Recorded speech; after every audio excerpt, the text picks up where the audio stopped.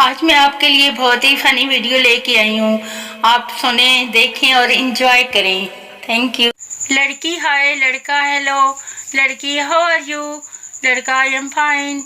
लड़की where you from. लड़का फैसलाबाद। लड़की कितना पढ़े हो। लड़का आप जितना। लड़की क्या मतलब। लड़का मैं भी बस इतनी अंग्रेजी बोलकर फिर उर्दू में शुरू हो जाता हूँ।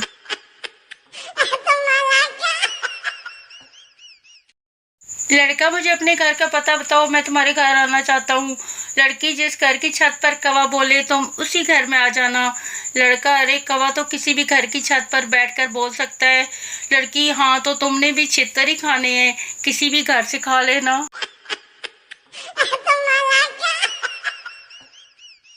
Wrong number. लड़का हेलो कैसी हो। लड़की कौन। लड़का तुम्हारा आशिक हूँ। लड़की तुम हाशम हो। लड़का हाँ तुम्हें कैसे पता। लड़की तुम इश्तियाक के बेटे हो। लड़का हाँ पर तुम्हें कैसे पता।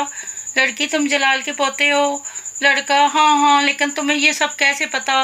लड़की कमीने में तेरी माँ बोल रही हूँ जमीला, घर तू आ, आज तेरी खैर नहीं। लड़का सॉरी अम्मी, नंबर सेव नहीं किया था।